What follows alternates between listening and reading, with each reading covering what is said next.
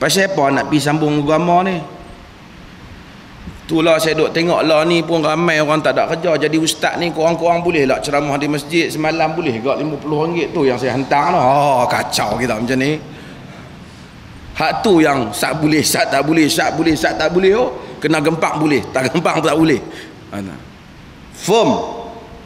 Jadi tokoh, jadi ilmuwan. Yang saya kata membujur lalu melentang patah. Kalau benar aku kata, hantar saya gempak siapa? Kalau tak benar, aku kata tak benar. Kalau benar, kita sokong benar. Kita mau.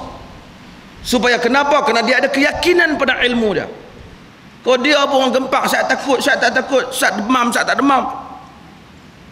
Kalau tak benar, sama ada dia di hadapan manusia biasa ataupun dia di hadapan nombor 1 ke nombor 2 dalam dunia ni, dalam negara ke, tidak benar. Jika ia benar, kita katakan benar. Sokong yang benar dan menidakkan yang tidak benar. Orang kata kita pilih, kita tak pilih.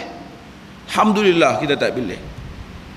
Kita tak kira, benar kita habaq. Dah ada cara kebetulan siapa-siapa tertentu cakap benar, benar. Kalau dia kata tak benar, tak benar. Itu saya duka cita dalam isu apa? Isu mengintip ni. Habislah kan? Isu mengintip. Kita habaq sebulan setengah lah. Kok ni. Tapi saya tak mau sebut nama kan. Ada satu orang tu, dulu dia tak sokong. Tiba-tiba apabila alhamdulillah, saya pun terima kasih kepada Perdana Menteri. Perdana Menteri kata no. Terus dia kata ya sebenarnya mengintip ni tidak dapat diterima dalam Islam sama sekali. Dan ini bercanggah dengan prinsip-prinsip Islam.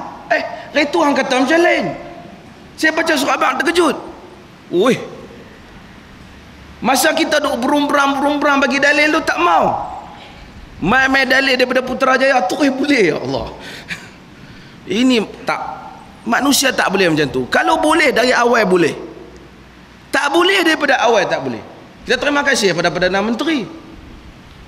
Tetapi bukan itu cara dia. Saya bukan masalah dia pun kata boleh. Saya bukan masalah orang sokong tak sokong. Tak masalah pegawai berkenaan.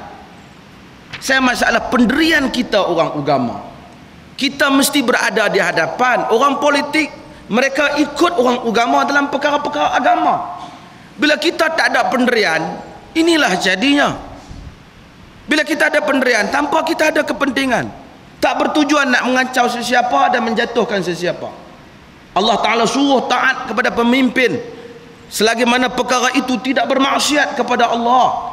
Alal mar'i muslim as-sam'u wa ta'ah ma lam yu'mar bimaksiatin fa idza umira bimaksiatin fala sam'a wala ta'ah.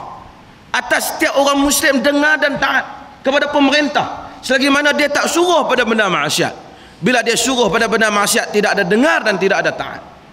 Kalau tak dengar tak taat, haram hukumnya. Sama dengan tok imam yang mengambil daripada kerajaan negeri buatnya urusannya, tetapi dia tak buat apa yang telah dijadikan prinsip dan pegangan kerajaan negeri. Kita suruh buat amalan sunnah, dia tak mau, dia dok kira kepala dia.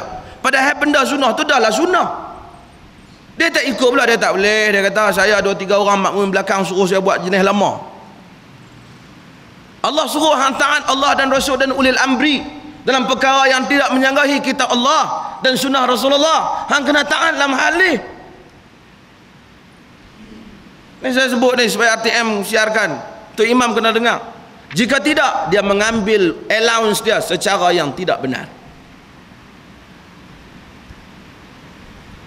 Kalau dia ambil allowance nak laksanakan. Kadang-kadang benda yang kita suruh kunut nazilah, dia tak mau. Dia tak mau. Kunut subuh orang tak suruh dia kunut. Kunutlah. Janganlah kira saya ni belah ramai. Agama ni kalau jenis tengok habis. Kenapa tengok di Malaysia? Tengok belah Arab pula. Pergi Mekah tu tengok macam mana. Pasal apa di situ kita tengok tak jadi. Kita pergi masjid belah tentu tengok tiru situ. Kalaulah betul nak tiru hak belah tempat hak orang alim lah.